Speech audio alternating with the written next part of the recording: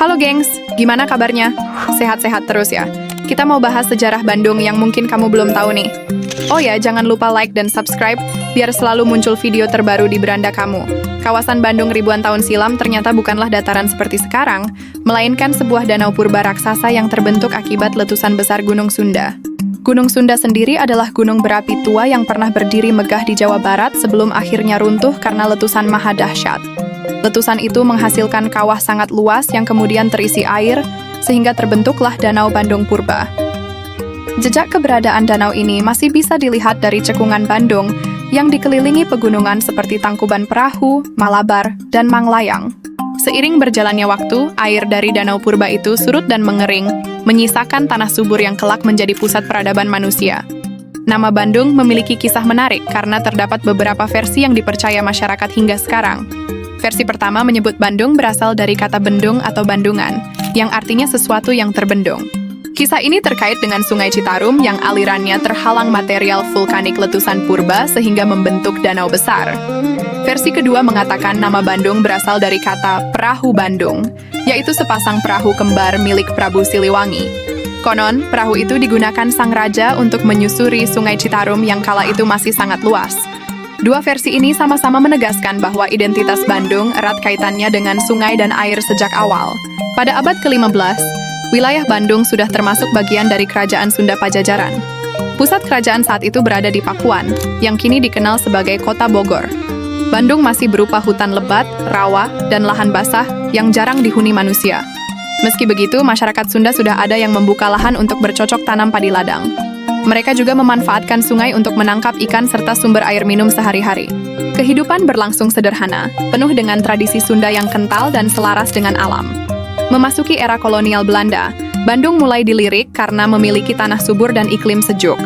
Belanda membuka banyak perkebunan besar di kawasan pegunungan sekitar Bandung. Komoditas utama yang ditanam adalah kopi, teh, dan kina yang laku keras di pasar internasional.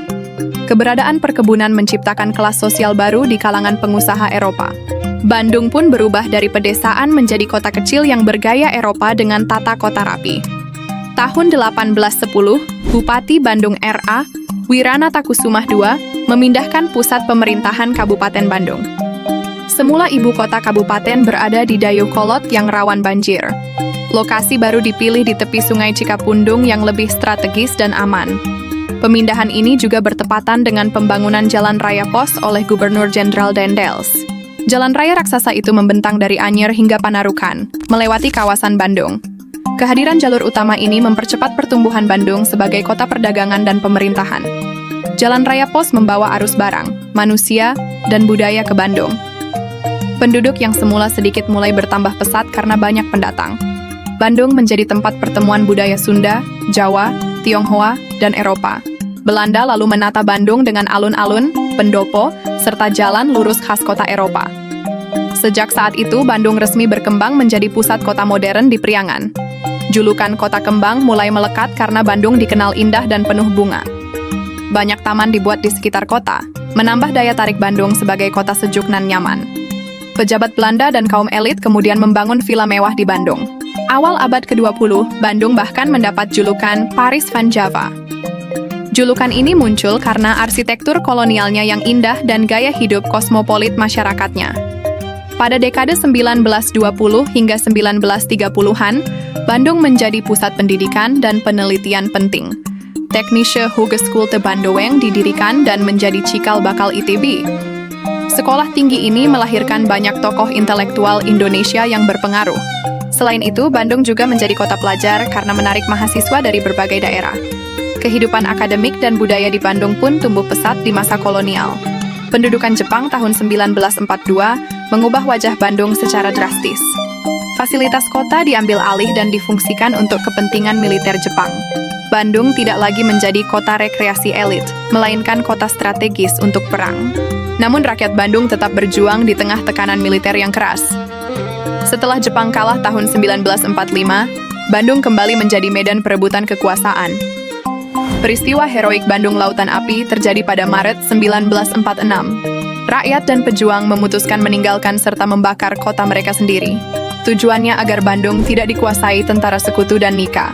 Lebih dari 200.000 penduduk meninggalkan kota, menjadikan Bandung kosong melompong.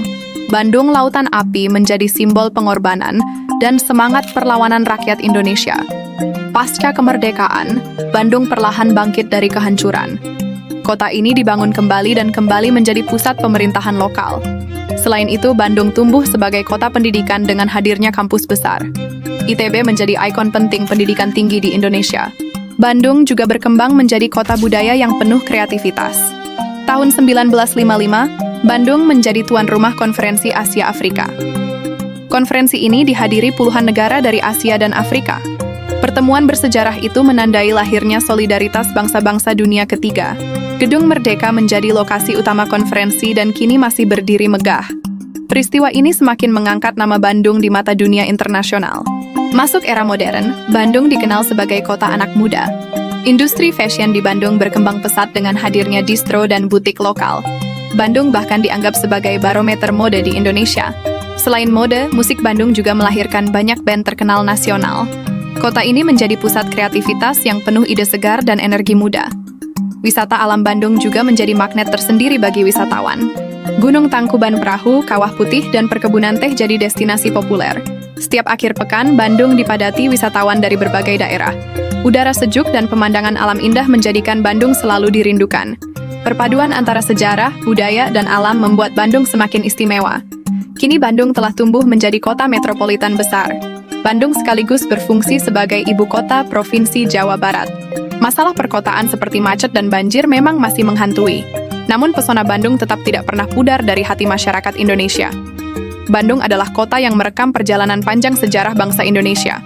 Dari Danau Purba, Kerajaan Sunda, kolonialisme, perjuangan, hingga era modern, semua ada di sini. Gimana, gengs? Kamu jadi tahu atau makin tahu? Tulis komentar kamu di bawah ya. Sampai ketemu di video selanjutnya.